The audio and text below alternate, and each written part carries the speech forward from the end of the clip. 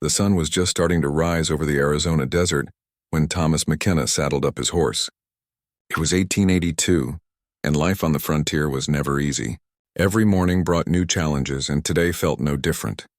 The air was cool and crisp, the way it always was before the desert heat took over. Thomas had been ranching in this part of Arizona for almost 10 years now. He knew every rock, every tree, and every watering hole on his land. His cattle were his livelihood, and checking on them was as natural as breathing. But lately things had been tense in the territory. Apache raids were becoming more common, and every rancher in the area was on edge. As he rode north toward his grazing pastures near the Dragoon Mountains, Thomas kept his eyes moving. You learned to do that out here. The desert might look empty, but it was full of life, and sometimes that life could be dangerous. His rifle rested across his lap, loaded and ready. It wasn't that he wanted trouble, but trouble had a way of finding you whether you wanted it or not. The morning mist still clung to the mesquite trees as Thomas made his way along the familiar trail. He loved this time of day. The desert was peaceful, almost magical in the early light. Birds were starting to sing, and somewhere in the distance he could hear the gentle lowing of his cattle. Everything seemed normal. But as he rounded the bend near Willow Creek, something made him pull up short. There, hanging from the thick branch of an old oak tree, was the body of a young Apache girl. Thomas felt his stomach drop. The girl couldn't have been more than 16 years old. She wore traditional Apache clothing, a beautiful dress with intricate beadwork that caught the morning light. Her long black hair hung loose around her shoulders, and on her wrist was a silver bracelet that sparkled in the sun. The rope around her neck was new, the kind you could buy at any general store in town. The knots were tied tight and professional, the work of someone who knew what they were doing. This wasn't some desperate act or accident. Someone had deliberately hanged this young woman, and they had done it recently. The body was still fresh, which meant it had probably happened sometime during the night. Thomas sat on his horse for a long moment, staring at the terrible scene. His mind raced with questions. Who was this girl? What had she been doing out here? And most importantly, who had done this to her? In this part of Arizona, tensions between settlers and Apache were always high. Raids happened on both sides. Thomas himself had lost his brother's family to an Apache attack just 2 years earlier. The memory of finding their burned cabin still haunted his dreams. It would be easy to see this girl as just another casualty of the ongoing conflict. But as Thomas looked at her peaceful face, he didn't see an enemy. He saw a child, someone's daughter, someone's sister, maybe someone's promised bride. The beadwork on her dress told him that she came from a family that cared about her. Those patterns took hours to make, and they were done with love and skill. The silver bracelet on her wrist was especially beautiful. It was the kind of jewelry that was passed down through generations from mother to daughter. Someone had treasured this girl enough to give her something precious, and now she was hanging from a tree like an animal. Thomas knew he had a choice to make. The smart thing, the safe thing, would be to ride away and pretend he had never seen anything. In frontier justice, sometimes people took matters into their own hands. If a group of local ranchers had decided this girl was involved in cattle theft or raids, then interfering with their justice could make him enemies. But looking at that young face, Thomas couldn't bring himself to ride away. Whatever this girl might have done, whatever her people might have done, she didn't deserve to hang from a tree. No child did. The wind picked up, making her dress flutter like the wings of a captured bird. Somewhere in the distance, a hawk cried out, its voice echoing across the empty desert. The sound seemed to break the spell that had held Thomas frozen. He dismounted slowly, his boots hitting the hard-packed earth with a soft thud. His horse snorted and shifted nervously, sensing his tension. Thomas approached the tree carefully, his eyes scanning the ground for any signs of who might have been here. There were hoof prints in the dirt, several horses, maybe 5 or 6. The tracks were already starting to blur in the morning breeze, but they were clear enough to tell him that multiple riders had been here. This had been planned. A group of men had brought this girl here with the specific purpose of hanging her. The thought made Thomas's jaw clench with anger. Whatever frontier justice was supposed to look like, this wasn't it. You didn't hang children. You didn't hang anyone without a proper trial, if you wanted to call yourself civilized. As he stood beneath the oak tree, Thomas made his decision. He couldn't undo what had been done to this girl, but he could make sure she was treated with dignity in death. He could give her the respect that had been denied to her in her final moments. The desert around him was completely silent now, as if the whole world was holding its breath. Even the wind had died down. It felt like a sacred moment, a time when the right choice had to be made regardless of the consequences. Thomas reached for his knife, the blade glinting in the morning sun. Whatever happened next, he knew his life was about to change. In this harsh land where survival often meant choosing sides, he was choosing humanity over politics, compassion over fear. The girl's story was ending, but Thomas's was just beginning. And somewhere out in the vast desert, forces were already in motion that would bring those two stories together in ways he could never imagine. Thomas stood under that old oak tree for what felt like hours, though it was probably only minutes. His mind was torn between everything he had been taught about survival on the frontier and what his heart was telling him was right. Out here in Arizona territory, you learned early that taking sides could get you killed. The conflict between settlers and Apache had been going on for decades, and it had turned neighbors into enemies, friends into strangers. Thomas had seen good men do terrible things in the name of protecting their families. He had seen the aftermath of Apache raids that left entire families dead. He had also seen what happened when white settlers decided to take justice into their own hands. But this was different. This was a child. Thomas looked up at the girl's face one more time. In death, she looked peaceful, almost like she was sleeping. Her features were delicate and young, unmarked by the harsh lines that frontier life carved into most faces.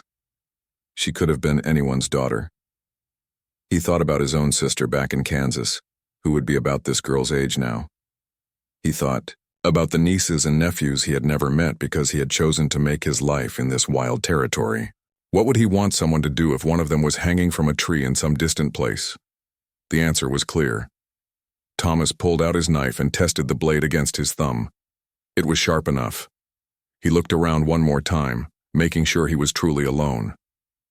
The last thing he needed was for someone to ride up and find him cutting down what they might consider their handiwork. Climbing up into the oak tree wasn't easy. Thomas wasn't a young man anymore, and the years of ranch work had left him with aches and pains that made every movement deliberate. But he managed to work his way up to the branch where the rope was tied. The knot was tight and well made. Whoever had done this knew their business. Thomas had to work at it with his knife for several minutes before the rope finally gave way. When it did, he had to move quickly to catch the girl's body and lower it gently to the ground. She was lighter than he had expected, probably no more than 90 pounds. As he cradled her in his arms, Thomas noticed things he hadn't been able to see from a distance. Her hands were soft, not calloused like those of someone who did hard labor. Her fingernails were clean and neatly trimmed. This wasn't some wild Apache warrior. This was a young woman who had been cared for and loved. The beadwork on her dress was even more beautiful up close. The patterns were intricate and colorful, telling stories that Thomas couldn't read but could appreciate. Each tiny bead had been placed with care and skill. This dress had taken weeks, maybe months to make. It was the kind of dress a girl might wear for a special occasion or perhaps one that had been made for her coming-of-age ceremony. The silver bracelet on her wrist was equally impressive. It was clearly old, probably passed down through generations. The metal was worn smooth in places where it had rubbed against skin for years. Engraved into the silver were symbols that Thomas didn't recognize, but they looked important, like family markings or clan signs. Thomas gently removed the rope from around her neck, his jaw clenching with anger at the cruel marks it had left on her dark skin. No one should die like this. No one should have their life ended by hatred and fear. He went to his horse and pulled his bedroll from behind the saddle. It was a thick wool blanket that his mother had made for him years ago, before he had left Kansas for the frontier. It was one of the few things he owned that connected him to the gentle world he had left behind. Carefully, tenderly, Thomas wrapped the girl's body in the blanket. As he did, he found himself whispering a prayer. Not the formal words he had learned in church as a boy, but simple, heartfelt words asking for peace for this young soul who had been taken too soon. Now came the hard part. Thomas had to decide where to bury her. The smart thing would be to bury her far from his property, maybe in some anonymous spot where no one would ever find the grave. That way, if questions were asked, he could honestly say he didn't know where she was. But as Thomas looked around, at the landscape, his eyes kept coming back to the oak tree. It was a magnificent tree, probably over 100 years old. It provided shade in this harsh desert, and it was near the creek, which meant the ground would be easier to dig. More importantly, it felt right. This tree had been witness to something terrible, but it could also be witness to something better. Thomas went back to his horse and retrieved the small shovel he always carried for dealing with rocks and roots that might block cattle paths. The ground under the oak tree was hard-packed but not impossible to work with. It took him the better part of 2 hours to dig a grave deep enough to protect the body from scavengers. As he worked, Thomas thought about Apache burial customs. He had learned some things over the years from friendly scouts and traders. He knew that Apache people believed in treating the dead with great respect, and that they often buried personal belongings with the deceased to help them in the next world. When the grave was ready, Thomas placed the girl gently inside, still wrapped in his mother's blanket. He left the silver bracelet on her wrist. It clearly belonged with her. Then he did something that surprised even himself. He pulled a small silver dollar from his pocket, one he had been saving for emergencies, and placed it in her hand. It seemed right somehow, a gesture of respect across the divide of culture and conflict. Before covering the grave, Thomas arranged stones in a pattern he had seen at other Apache burial sites. He wasn't sure if he was doing it correctly, but he tried to honor what he believed were their traditions. The stones formed a circle with a small opening facing east, toward the rising sun. As he filled in the grave and arranged more stones on top to mark the site, Thomas felt a strange sense of peace. He had done the right thing, even if it might cost him dearly. In a world full of hatred and violence, he had chosen compassion. In a time when people were defined by the color of their skin or the language they spoke, he had chosen to see the humanity in someone who was supposed to be his enemy. The sun was high overhead by the time Thomas finished. He stood by the grave for a few minutes, hat in hand, saying a final prayer for the young woman whose name he would never know. Then he mounted his horse and rode home, not knowing that his act of kindness had already been observed by eyes in the hills, and that word was even now traveling across the desert to reach the ears of someone who would care very much about what had happened to the girl under the oak tree. Thomas rode back to his ranch house feeling like he was carrying a heavy weight on his shoulders. The sun was now blazing overhead, and the desert heat was starting to build. His horse was tired from the long morning, and Thomas himself felt drained, not from physical work but from the emotional toll of what he had witnessed and done. He spent the rest of the day trying to focus on normal ranch tasks. He checked his cattle, mended a section of fence that had been damaged by recent storms, and cleaned out the water troughs. But his mind kept drifting back to that young Apache girl and the terrible way her life had ended.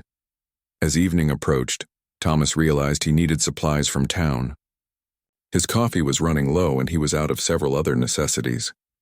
Under normal circumstances, he might have put off the trip for a few days, but something was nagging at him. He needed to know if anyone was talking about what had happened at Willow Creek. The ride into Tombstone took about an hour. The town was busy as always, with miners, ranchers, gamblers, and drifters mixing together in the dusty streets. Tombstone was a rough place, but it was also the closest thing to civilization for miles around. If you needed news, supplies, or just human company, this was where you came. Thomas tied his horse outside Henderson's general store and walked inside. The place smelled of leather, tobacco, and coffee beans. Old Pete Henderson was behind the counter, as always, ready with a friendly greeting and the latest gossip. "Afternoon, Thomas," Pete called out. "How are things out at your place?" "Can't complain," Thomas replied, gathering up the items he needed. "Cattle are doing well, and we haven't lost any to predators lately." As he paid for his purchases, Thomas noticed that Pete seemed more talkative than usual. The storekeeper kept glancing around nervously, as if he wanted to say something but wasn't sure he should. Finally, Pete leaned across the counter and lowered his voice. "Thomas, you hear anything unusual out your way last night? Any riders passing through?" Thomas felt his pulse quicken, but he kept his expression neutral. "No, nothing out of the ordinary." "Why do you ask?" Pete scratched his chin and looked around the store again, making sure no one else was listening. Well, there's been some talk today. Seems like Bill Clanton and some of his boys went out last night to deal with a problem they'd been having. Word is they caught one of them Apache stealing cattle. Thomas set his coffee tin down carefully on the counter. William Clanton was one of the biggest ranchers in the area, and he was known for his hard line against Apache raids. He was also known for his quick temper, and his belief that frontier justice was often the only justice that worked. What kind of problem? Thomas asked, trying to keep his voice steady. Pete leaned in closer. They found an Apache girl near Clanton's north pasture yesterday. Caught her red-handed with a rope around one of his prize bulls. You know how Bill feels about cattle thieves. Thomas's stomach turned. A rope around a bull's neck. The girl had probably been trying to lead the animal somewhere, maybe to trade for food or supplies for her people. In Apache culture, taking cattle from white ranchers was often seen as fair game, especially when their traditional hunting grounds had been taken away. But to Bill Clanton and men like him, it was theft pure and simple. So what happened? Thomas asked, though he was afraid he already knew the answer. Pete's expression grew darker. Well, that's where things get interesting. Bill and his boys took care of the problem, if you know what I mean. But this morning, word started spreading that someone cut her down and buried her proper-like. Thomas felt a chill run down his spine. Cut her down? That's what folks are saying. Someone found where they left her and gave her a burial instead of leaving her for the buzzards. Bill's madder than a wet hen about it. Says whoever did it has no business interfering with justice. Thomas picked up his supplies and headed for the door. Well, I hope whoever it was knew what they were doing. That's just it, Pete called after him. Bill's got ideas about who might have done it. He's been asking around, seeing who was out riding this morning. You be careful, Thomas. Bill Clanton's not a man you want to cross. Thomas stepped out into the fading daylight, his mind racing. If Clanton was already asking questions, it wouldn't be long before someone remembered seeing Thomas riding toward Willow Creek that morning. The frontier was a big place, but in some ways it was also very small. People noticed things and word traveled fast. He decided to stop by the Silver Dollar Saloon before heading home. If people were talking, that's where he would hear it. The saloon was crowded with the usual mix of miners getting off their shifts and ranchers finishing up their business in town. Thomas ordered a whiskey and found a spot at the bar where he could listen to the conversations around him. He didn't have to wait long. I'm telling you, it was Apache sympathizers, one man was saying loudly. Probably some of them missionaries or government agents. They're always trying to protect the savages. Another voice disagreed. Nah, I think it was someone with a guilty conscience. Maybe one of the boys who rode out with Clanton got cold feet about stringing up a girl. Girl or not, she was stealing cattle. A third man chimed in. In my book, that makes her a thief, and we all know what happens to cattle thieves out here. Thomas sipped his whiskey and tried to stay invisible. But then he heard a voice that made his blood run cold. I'll find out who did it, Bill Clanton was saying from a table in the corner. And when I do, they're going to answer for it. We can't have people undermining law and order in this territory. Thomas glanced over at Clanton's table. The big rancher was surrounded by several of his men, all of them looking angry and determined. Clanton himself was an imposing figure, tall, broad-shouldered, with steel gray hair and cold blue eyes. He was the kind of man who was used to getting his way, and he didn't take kindly to being crossed. Sheriff's not going to do anything about it, one of Clanton's men was saying. Behan's too worried about keeping the peace to go after whoever cut down that Apache. Then we'll handle it ourselves, Clanton replied. Just like we handled the Apache problem. Some lessons need to be taught the hard way. Thomas finished his whiskey and quietly left the saloon. As he walked to his horse, he noticed that several people were watching him. Word was already spreading that someone had been asking questions about who was out riding that morning. It wouldn't be long before his name came up. The ride home seemed longer than usual. Thomas kept looking over his shoulder, half expecting to see riders following him, but the desert remained empty and peaceful, at least on the surface. Back at his ranch house, Thomas sat on his porch as darkness fell. He thought about what Pete Henderson had told him, and what he had overheard in the saloon. The girl had been caught taking cattle, or at least that's what Clanton claimed. Whether she was actually stealing or just trying to survive in a harsh world, Thomas would never know.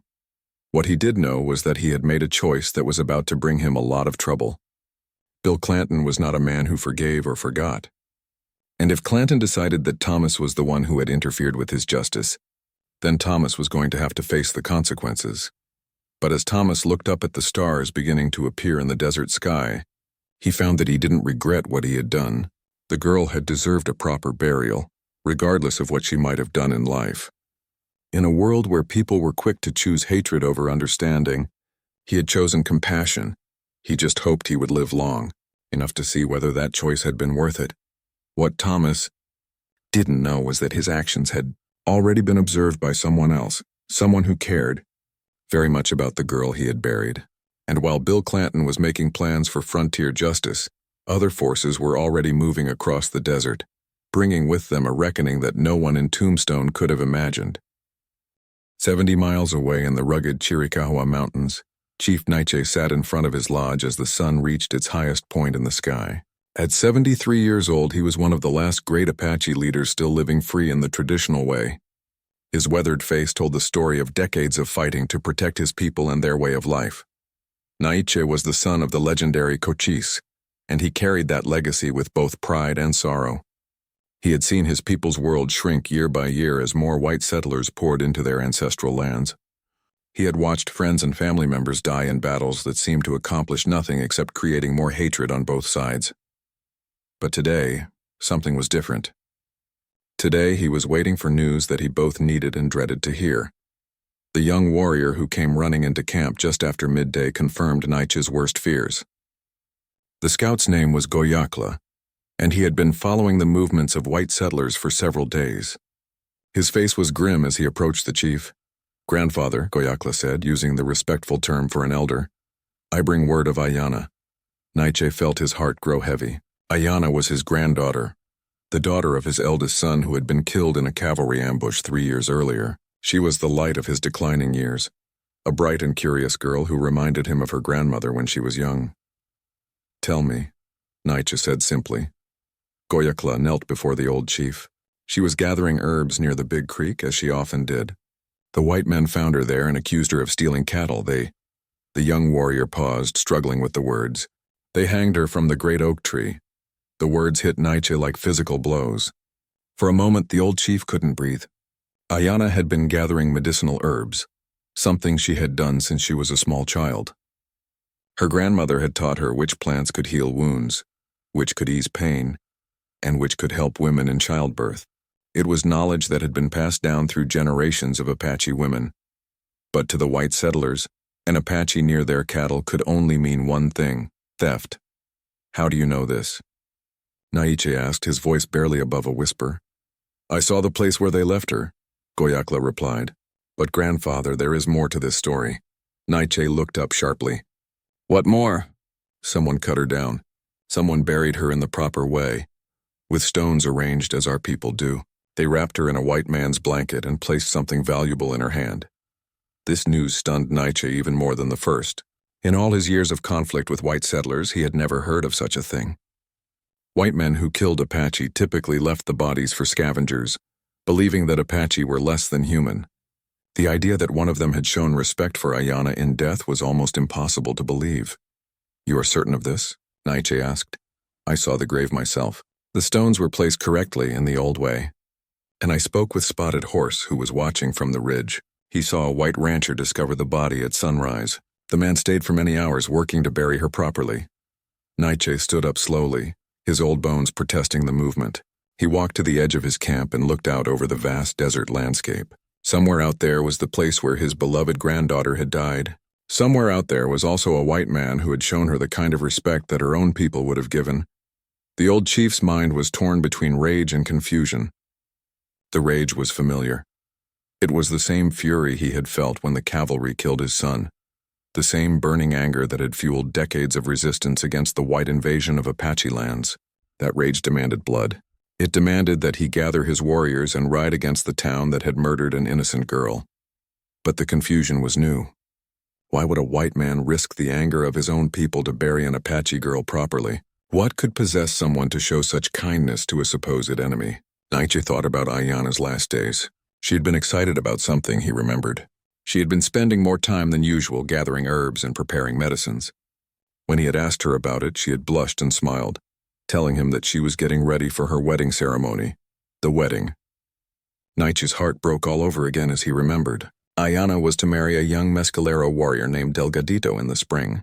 The two had met during a peaceful gathering of the tribe 6 months earlier, and they had fallen in love immediately. Delgadito was a good man, brave and honorable, and Nietzsche had been pleased to give his blessing to the match.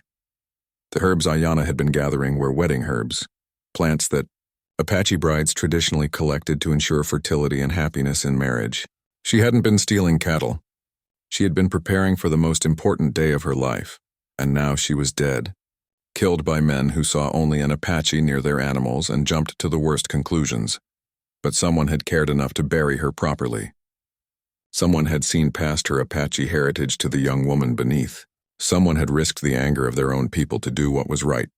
Nietzsche called for his war council.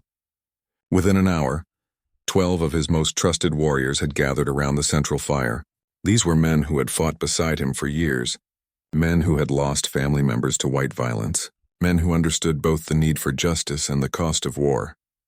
"My granddaughter is dead," Nietzsche announced without preamble, "murdered by white settlers who accused her of cattle theft." The warriors erupted in angry voices, calling for immediate revenge. Nietzsche let them talk for several minutes before raising his hand for silence. "There is more," he continued, and told them about the white rancher who had buried Ayana with respect and dignity. The camp fell silent as the warriors tried to process this unexpected development. Finally, an older warrior named Victorio spoke up. "What does this mean, grandfather? How do we seek justice when one of their people has shown honor to our dead?" It was a question that went to the heart of Apache law and tradition. Justice demanded that Ayana's death be avenged, but justice also required that punishment fall on the guilty, not the innocent. If this white rancher had shown respect for their dead, did that not mark him as different from the killers? "I must see this place myself," Nietzsche decided. "I must understand what happened and why, and I must speak with this rancher who buried my granddaughter." "It could be a trap," warned another warrior. "The white men are cunning. They might use this burial as bait to draw you out." Nietzsche considered this possibility. It was true that white soldiers and settlers had used deception before to try to capture or kill Apache leaders. But something about this story felt different. The details were too specific, too respectful of Apache customs to be part of an elaborate trap. "We will go carefully," Nietzsche said. "We will scout the area first and watch this rancher to learn what kind of man he is. Then I will decide how to proceed." As the war council prepared to break up, Nietzsche made one more announcement that surprised everyone. "I will go myself to speak with this man. Apache law demands justice for my granddaughter's death, but it also demands that justice be given to the right people. I will not shed the blood of a man who has shown honor to our dead, but neither will I let her killers go unpunished." That night, as preparations began for the journey, Nietzsche sat alone under the stars and thought about Ayana. She had been born in a time of great change for the Apache people. She had grown up hearing stories of the old days when their people roamed freely across the desert, following the seasons and living in harmony with the land. But she had also been curious about the white world that was increasingly pressing in on them. She had learned some English from traders and had often asked her grandfather about the strange ways of the white people. Unlike many of her generation, she hadn't been filled with automatic hatred for all whites. She had been willing to believe that good and bad existed in all peoples. Perhaps that was why this white rancher had seen fit to honor her in death. Perhaps Ayana's gentle spirit had somehow reached across the divide of race and culture to touch the heart of someone who could have easily ignored her. Suffering, as the first light of dawn began to appear in the eastern sky, Chief Nietzsche made his final decision. He would ride to find this rancher, not just to seek justice for his granddaughter, but to understand what kind of man would risk everything to do the right thing. In a world torn apart by hatred and misunderstanding, perhaps there was still room for honor to exist on both sides of the conflict. The old chief didn't know it yet, but he was about to embark on a journey that would challenge everything he thought he knew about the white settlers who had invaded his homeland. And somewhere in the desert, a rancher named Thomas McKenna was about to discover that his simple act of human decency had set in motion events that would change both their lives forever.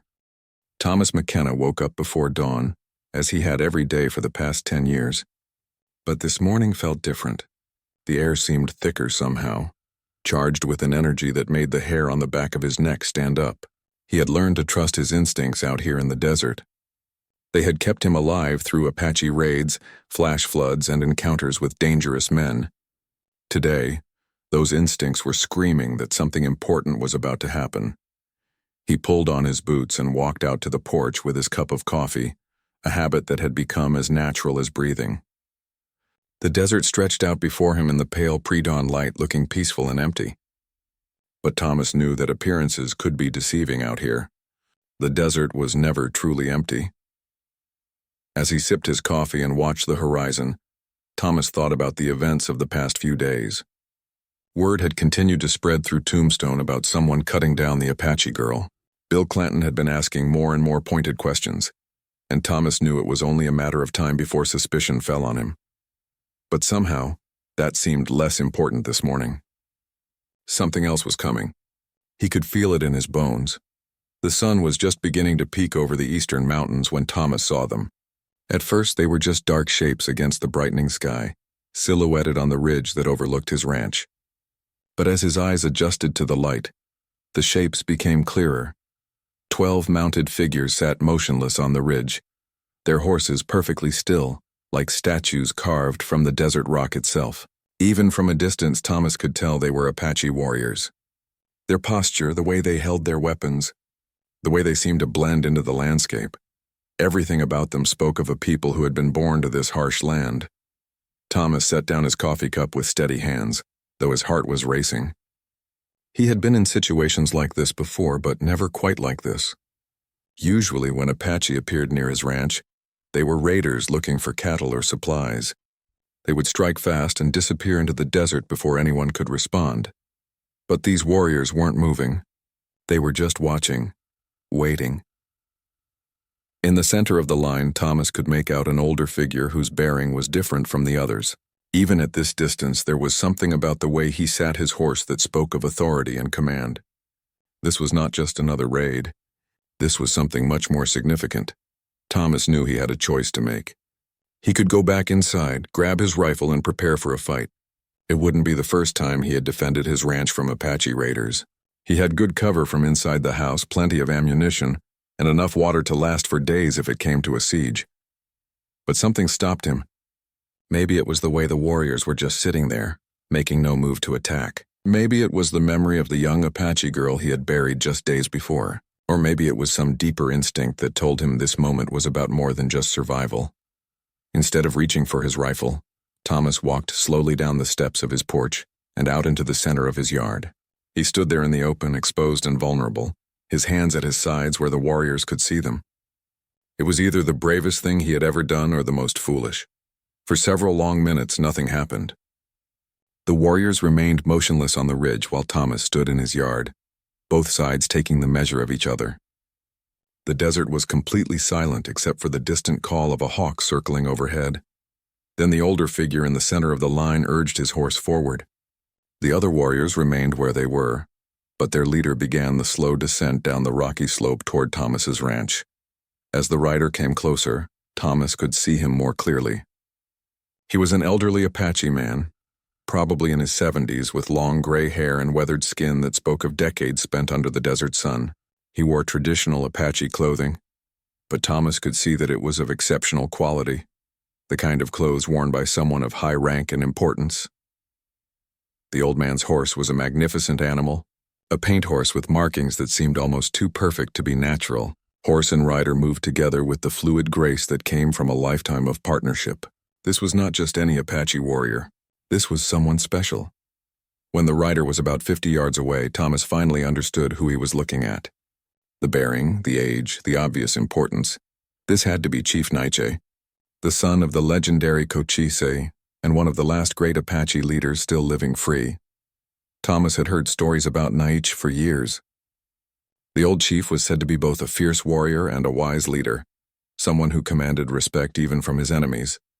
If Naiche was here, it meant that whatever was about to happen was of the utmost importance. The chief rode closer, stopping about 20 feet away from where Thomas stood. For a long moment, the two men simply looked at each other across the divide of culture, language, and decades of conflict. Naiche was smaller than Thomas had expected.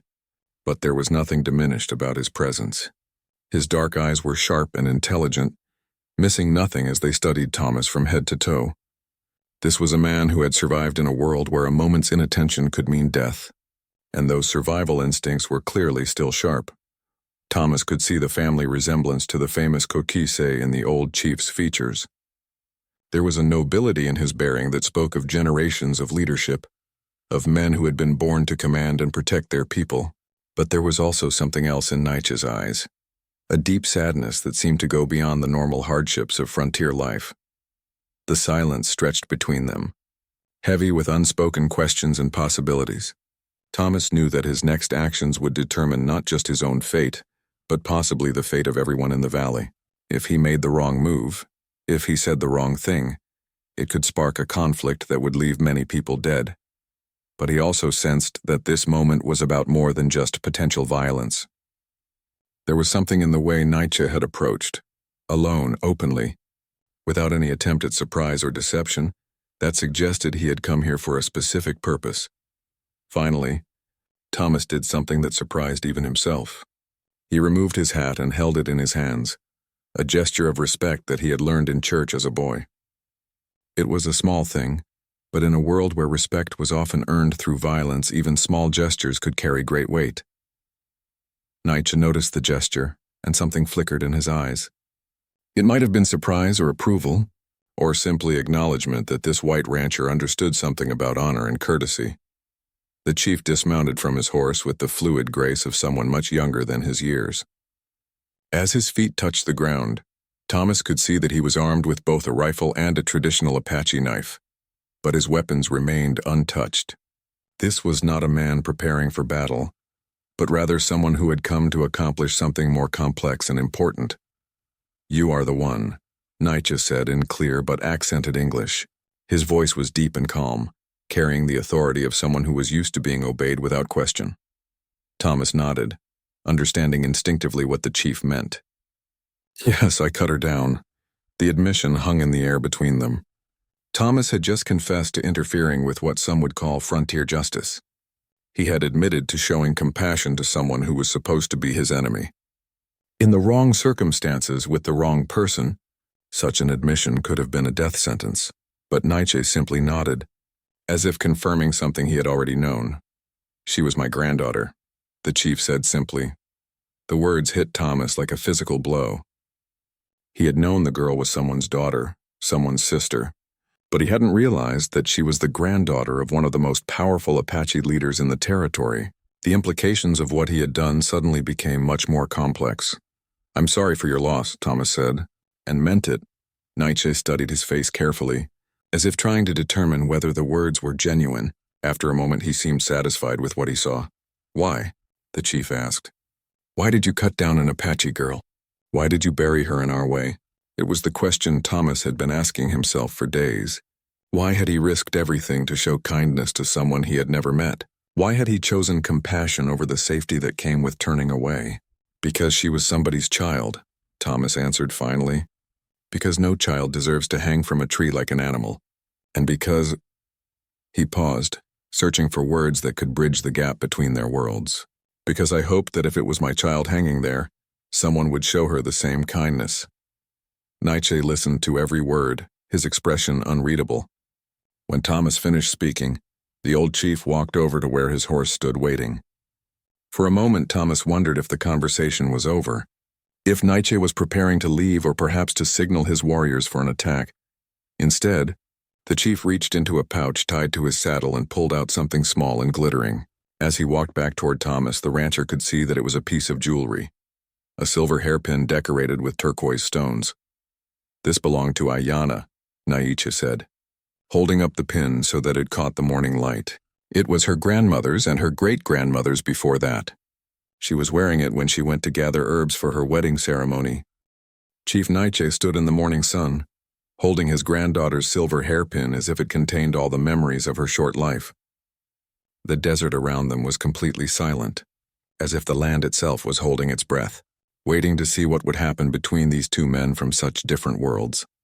Thomas waited, knowing that whatever the old chief said next would determine his fate. He had admitted to cutting down Ayana, and now he was face to face with her grandfather. In Apache culture, family honor was everything. The death of a family member, especially a young woman, demanded justice. But what kind of justice would Nietzsche seek? My granddaughter was called Ayana, the chief said finally, his voice soft but carrying clearly in the still air. It means eternal blossom in our language. Her grandmother chose that name because she said the child would always bring beauty into the world, even in the hardest times. Thomas nodded, not trusting himself to speak. The name made the tragedy even more real somehow. This wasn't just the Apache girl anymore. This was Ayana, eternal blossom, a young woman with hopes and dreams who had been preparing for her wedding day. She was curious about everything, Nietzsche continued, his eyes distant as he remembered. Always asking questions, always wanting to learn. She could speak some English, you know. She learned it from traders who came to our camp. She said she wanted to understand the white world that was growing around us. The chief's words painted a picture of a young woman who was trying to bridge the gap between two cultures, someone who believed that understanding was possible even in times of conflict. It made her death seem even more senseless and tragic. She sounds like she was special, Thomas said quietly. She was the last daughter of my bloodline, Nietzsche replied, his voice growing heavy with grief. My son, her father, was killed by cavalry soldiers 3 years ago. Ayana was all I had left of him, and now... The old chief's voice trailed off, but the pain in his eyes said everything. Thomas felt the weight of that loss settling over him like a physical burden. This wasn't just about one death. This was about the end of a family line, the breaking of a chain that had stretched back through generations of Apache leaders. Chief Nietzsche, Thomas said carefully, I know words can't bring her back or ease your pain, but I want you to know that I buried her with all the respect I could give. I tried to honor your customs as best I understood them. The old chief studied Thomas's face intently, as if trying to read the truth in his features.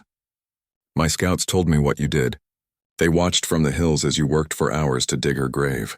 They saw you arrange the stones in the old way, though you made some mistakes. There was no anger in his voice, just a kind of wondering curiosity. Why would a white man take such care with an Apache girl's burial? It was a question that went to the heart of everything Thomas believed about right and wrong. How could he explain to this grieving grandfather that some things transcended race and culture? How could he make him understand that compassion was not something that recognized boundaries? Because I've seen too much death out here, Thomas said finally. I've seen what happens when people stop seeing each other as human beings. I've seen good men do terrible things because they were afraid or angry or just tired of fighting. He paused, choosing his words carefully. Your granddaughter didn't deserve what happened to her. No child does. And I couldn't live with myself if I had just ridden away and left her hanging there. Nietzsche listened to every word, his expression unreadable. When Thomas finished speaking, the chief began to walk slowly around the yard, his eyes taking in the ranch house, the corrals, the well-maintained fences. He was studying not just the physical layout of the ranch, but something deeper, the kind of man who would build and maintain a place like this. You live alone here, Nietzsche observed. It wasn't a question. Yes, never married, never had children of my own. That is sad. A man should have family to give his life meaning. Thomas nodded, thinking about the choices he had made that led him to this solitary life on the frontier. I had a brother once. He had a wife and 2 children. They were killed in an Apache raid about 2 years ago. He waited for Nietzsche's reaction, wondering if this revelation would change everything between them. But the old chief simply nodded, acknowledging the loss without trying to defend or explain it. There has been much killing on both sides, Nietzsche said simply. Much grief in many families, both Apache and white. The circle of revenge grows wider every year, and more innocents die. Like Ayana, Thomas said. Yes, like Ayana. The 2 men stood in silence for a moment, both thinking about the endless cycle of violence that had consumed so many lives. Then Nietzsche did something unexpected. He walked over to the spot where Thomas had been standing when he first saw the warriors on the ridge. You could have run, the chief said. When you saw us coming, you could have gone inside your house and barricaded the door. You could have tried to fight us. But instead you came out into the open with no weapons. Why? Thomas thought about that moment, trying to remember what had gone through his mind when he saw the Apache warriors silhouetted against the dawn sky. I don't know, he admitted. Maybe because running wouldn't have changed anything. Maybe because I was tired of being afraid all the time. Or maybe, Nietzsche suggested, because you knew in your heart that you had done nothing wrong. The words hit Thomas with unexpected force. All his life he had been taught that Apache were the enemy, that showing them any kindness or respect was foolish and dangerous. But looking at this dignified old man, seeing the genuine grief in his eyes, Thomas realized that the world was more complicated than the simple divisions of us and them. "What do you want from me, Chief?" Thomas asked. "I cut down your granddaughter and buried her as well as I could. I can't bring her back. I can't undo what was done to her. So what do you want?" Nietzsche turned to look back at the ridge where his warriors waited. They had remained perfectly still throughout the entire conversation, disciplined soldiers waiting for their leader's command. With a single gesture from Nietzsche, they could ride down and overwhelm Thomas in minutes. But the chief made no such gesture. "Apache law is clear," Nietzsche said, turning back to face Thomas. "When someone kills a member of our family, blood must answer for blood. The spirits of the dead cannot rest until justice is done." Thomas felt his mouth go dry. "I understand. But," the chief continued, "Apache law also teaches us that justice must fall on the guilty, not the innocent. The men who killed Ayana are not you. You showed honor to our dead when you could have shown scorn. You risked the anger of your own people to do what was right. So what does that mean?" Nietzsche was quiet for a long moment, clearly wrestling with something important. When he spoke again, his words would surprise Thomas more than anything else that had happened in this extraordinary morning. "It means that I must ask you to help me find the men who really killed my granddaughter. It means that I must trust a white man to help me get justice for an Apache girl. It means that everything I thought I knew about your people may be wrong." Thomas stared at the old chief, hardly believing what he was hearing. "You want me to help you find Bill Clanton and his men?" "You know their names?" "I know who did it. Bill Clanton and 5 or 6 of his ranch hands. They've been bragging about it in town, calling it frontier justice." Nietzsche's eyes grew hard at this news. "They boast about murdering a child? They say she was stealing cattle. They say they were protecting their property. And what do you say?" Thomas looked into the old chief's eyes and saw not an enemy, but a grandfather seeking justice for his murdered granddaughter. "I say they're wrong. I say what they did was murder, not justice. And I say—" He paused, knowing that his next words would change his life forever. "I say I'll help you find them if that's what it takes to make this right." The alliance that formed in that moment between the white rancher and the Apache chief would have seemed impossible just days before. But grief had a way of cutting through prejudice, and honor had a way of recognizing itself across even the deepest divides. What neither man realized was that their conversation had been observed by other eyes. High in the rocks above Nietzsche's warriors, a white scout employed by the cavalry was watching through a spyglass, taking careful note of everything he saw. By evening, word would reach the authorities that Chief Nietzsche had made contact with a white rancher. And by the next day, forces would be set in motion that would test the fragile alliance between Thomas and the old chief in ways neither of them could imagine. The moment Thomas agreed to help Chief Nietzsche find his granddaughter's killers, something fundamental shifted between them. The old Apache chief studied the white rancher's face for a long moment, as if trying to read the truth of his commitment in his eyes. "You understand what you're saying?" Nietzsche asked quietly. "If you help me, you will be choosing between justice and the loyalty of your own people. They will call you a traitor." Thomas had already thought about this. He knew that helping an Apache chief track down white settlers would make him an outcast in Tombstone. Men like Bill Clanton had friends and allies throughout the territory. They controlled cattle operations, mining claims, and political connections that reached all the way to the territorial capital. Crossing them would mean becoming an enemy of the very community he had tried to build a life in. "Maybe they will," Thomas admitted. "But I've seen what Bill Clanton calls justice, and it's not justice at all. It's revenge, and it's cruelty, and it's wrong." Nietzsche nodded slowly, recognizing something in Thomas's voice that spoke of a man who had made his decision and would stand by it regardless of the cost. "There is something I must show you first," the chief said. "Something that will help you understand what kind of man your Clanton is." Nietzsche walked back to his horse and retrieved a small leather pouch from his saddlebags. He opened it carefully and pulled out what looked like a piece of rope. But as Thomas looked closer, he realized it was the rope that had been used to hang Ayana, the same rope he had cut from around her neck. "I took this from her grave," Nietzsche explained. Look at it closely. Thomas took the rope in his hands, examining it in the growing daylight. It was good quality rope, the kind used for serious ranch work. But what caught his attention were the knots. They weren't the simple slip knots that an angry mob might tie in haste. These were careful, deliberate knots tied by someone who had taken time to do the job properly. Professional work? Thomas observed grimly. Yes. And look at this. Naiche pointed to a spot on the rope where something had been burned into the fibers. Thomas squinted at the mark and realized it was a brand, a letter C inside a circle. It was Bill Clanton's ranch brand. This rope came from Clanton's ranch, Thomas said, his anger growing. He used his own equipment to murder your granddaughter. There is more, Naiche said. He reached into the pouch again and pulled out something that made Thomas's blood run cold. It was a silver button, the kind used on expensive shirts. But this button was stained with blood, and there were scratches on it that suggested it had been torn off during a struggle. We found this near where they captured her, Naiche explained. Ayanna fought back. She scratched and clawed at her attackers before they overpowered her. Thomas turned the button over in his hands, studying the craftsmanship. It was high-quality silver, engraved with a decorative pattern. This wasn't the kind of button that ordinary ranch hands would wear. This belonged to someone with money and status. I've seen buttons like this before, Thomas said slowly. Bill Clanton wears shirts with buttons exactly like this one. He orders them special from a tailor in Tucson. The evidence was building a clear picture of what had happened to Ayanna. This hadn't been some spontaneous act of frontier justice. Clanton and his men had deliberately hunted down the young Apache woman, probably after tracking her for some time. They had brought their own rope, their own equipment, and Clanton himself had been present when she died, close enough for her to tear a button from his shirt during her final struggle. Now you see why I must have justice, Naiche said quietly. This was not a quick killing in the heat of anger. This was planned murder.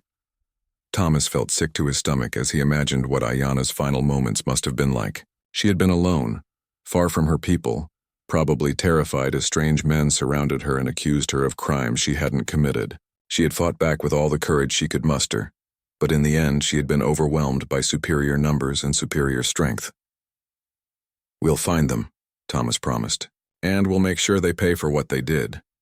But even as he spoke the words, Thomas knew that getting justice would be far from simple.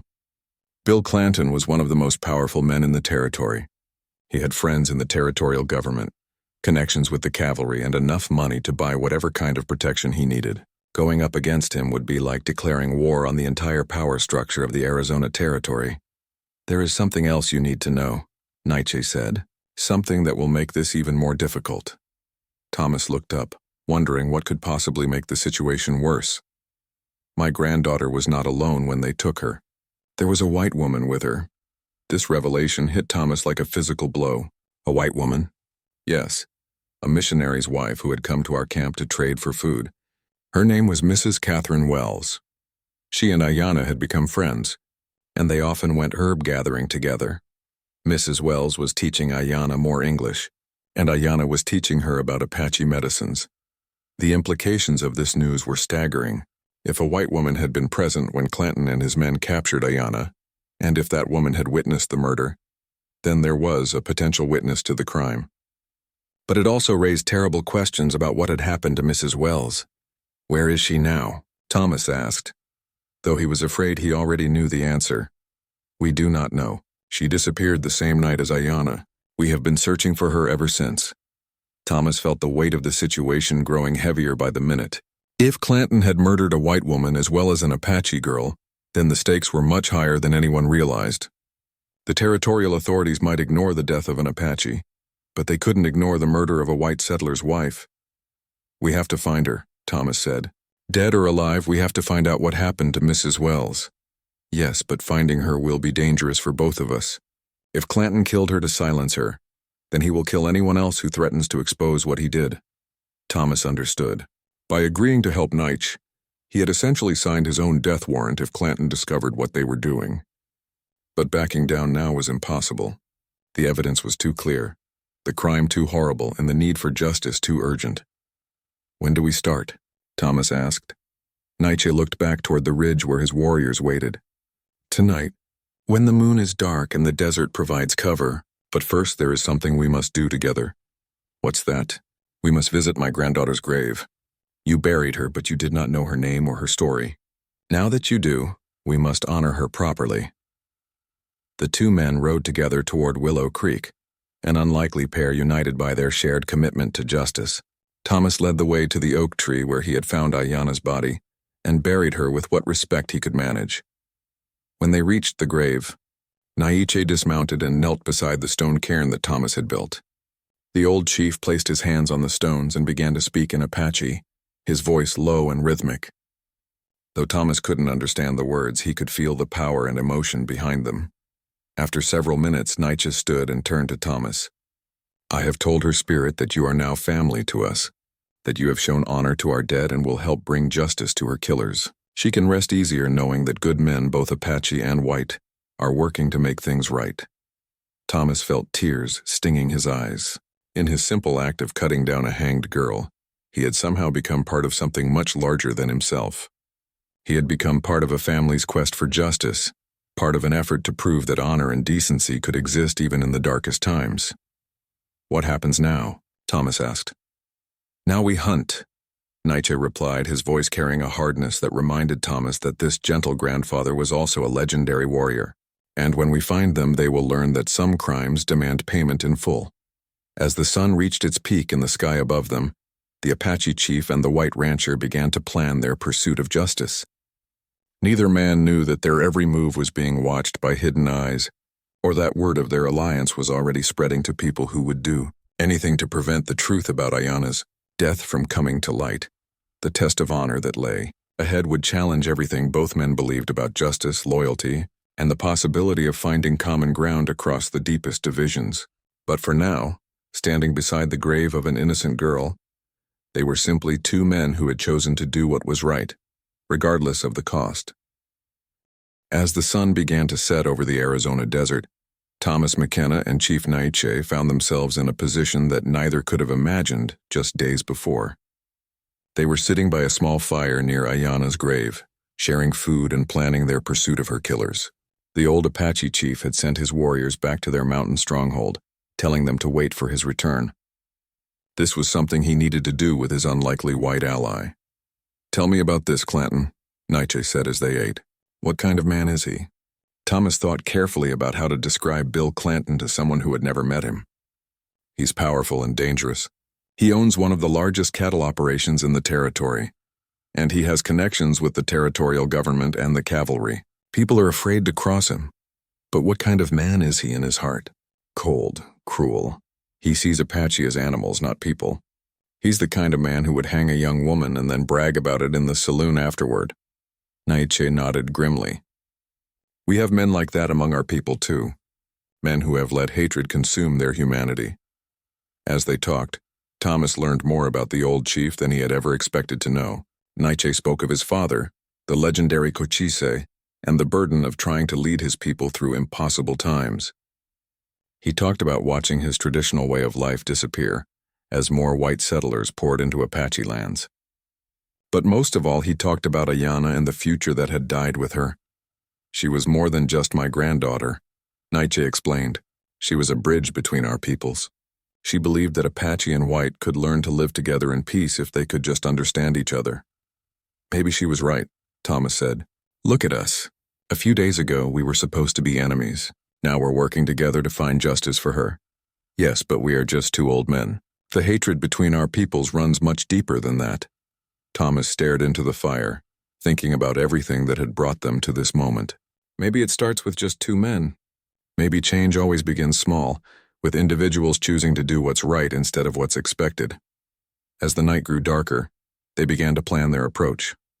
Clanton's ranch was about 15 miles to the southeast, a sprawling operation that employed dozens of cowboys and controlled thousands of acres of grazing land. Going there directly would be suicide. Clanton would see them coming from miles away and would have plenty of time to prepare an ambush. We need to draw him out, Thomas said. Get him away from his ranch where he feels safe. How do we do that? Thomas had been thinking about this problem all day. There's going to be a town meeting in Tombstone tomorrow night. The territorial governor is sending a representative to talk about the Apache situation. All the big ranchers will be there, including Clanton. A trap? Maybe. but it might also be our best chance to confront him in front of witnesses. If we can present evidence of what he did, even his friends might not be able to protect him. Nietzsche considered this, and if they refuse to listen to the evidence, then we'll have to find another way to get justice. The two men spent hours working out the details of their plan. They would approach Tombstone separately, Thomas openly, as he always did when he came to town for supplies, and Nietzsche secretly, with a small group of trusted warriors hidden in the hills around the settlement. But as they talked, Thomas realized there was still one crucial piece of the puzzle missing. "We need to find Mrs. Wells," he said. "Without her testimony, it's going to be hard to prove what really happened." "If she is still alive," Nietzsche said quietly. "Even if she's not, we need to find her body. The territorial authorities will have to investigate the murder of a white woman, even if they ignore what happened to Ayanna." The next morning, they began their search for the missing missionary's wife. Following tracks that were already several days old, they made their way through the desert toward the area where Ayanna had been captured. Nietzsche's tracking skills were extraordinary. He could read the story of what had happened in bent grass, disturbed stones, and faint impressions in the hard-packed earth. "6 horses," he said as they studied the ground near a waterhole. "They waited here for some time. See how the horses moved around cropping grass? They were not in a hurry. They were hunting," Thomas realized. "They knew Ayanna came here regularly to gather herbs, so they set up an ambush." "Yes. And here?" Nietzsche pointed to a different set of tracks. 2 people on foot, one wearing moccasins, one wearing boots with heels. Ayanna and the white woman. Following the trail, they were able to piece together the events of that terrible night. Ayanna and Mrs. Wells had been gathering herbs by moonlight, something they often did together because certain plants were believed to be more potent when picked under the moon. Clanton and his men had surrounded them, probably accusing them of stealing cattle, despite the obvious evidence that they were simply collecting plants. The trail led to a hidden canyon about 5 miles from where Ayanna's body had been found. As they approached the entrance to the canyon, Nietzsche suddenly raised his hand for silence. He had heard something that Thomas's less experienced ears had missed. "What is it?" Thomas whispered. "Someone is alive in there." They approached the canyon carefully, weapons ready. What they found there would haunt Thomas for the rest of his life. Mrs. Catherine Wells was tied to a tree deep in the canyon, barely conscious from days without adequate food or water. She had been left there to die slowly, probably as insurance against anyone discovering what had really happened to Ayanna. As they freed her and gave her water, Mrs. Wells told them the whole story in a voice hoarse from thirst and terror. She confirmed that Ayanna had been gathering wedding herbs, not stealing cattle. She described how Clanton had accused them both of being Apache sympathizers and cattle thieves. Most importantly, she had witnessed the entire murder and could identify all of the men involved.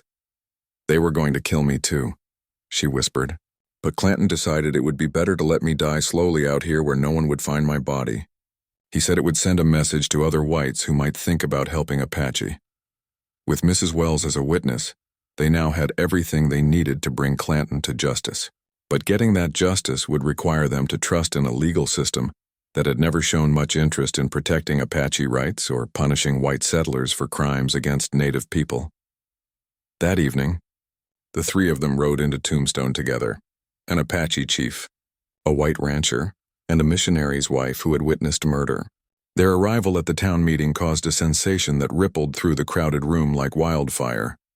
When Thomas stood up and presented the evidence against Bill Clanton, the reaction was explosive. Some people demanded immediate action against the murderers. Others insisted that the word of an Apache chief couldn't be trusted. And Clanton himself sat in stunned silence as his carefully constructed world began to crumble around him. But in the end, it was Mrs. Wells's testimony that proved decisive. As a white woman and the wife of a respected missionary, her word carried weight that could not be easily dismissed. When she described in detail how Clanton and his men had murdered an innocent Apache girl who was preparing for her wedding, even Clanton's supporters found it difficult to defend him. The territorial authorities had no choice but to arrest Clanton and his accomplices. For the first time in the history of the Arizona Territory, white men would face trial for the murder of an Apache. The alliance between Thomas and Chief Nietzsche had accomplished something that seemed impossible. They had found a way to get justice across the divide of race and culture. But more than that, they had proven that individuals choosing to do what was right could sometimes overcome even the deepest prejudices and hatreds. Years later, people would remember the story of the rancher who cut down a hanged Apache girl and the chief who arrived the very next day. They would remember it as proof that honor and decency could exist even in the darkest times, and that sometimes the most unlikely friendships could change the world in small but important ways. Ayanna's death had not been in vain. Her grandfather had found justice for her, and in doing so, he had also found something else. Evidence that the bridge between peoples that she had believed in was not just a dream, but a possibility that could be built one friendship, one act of courage, one choice to do right at a time.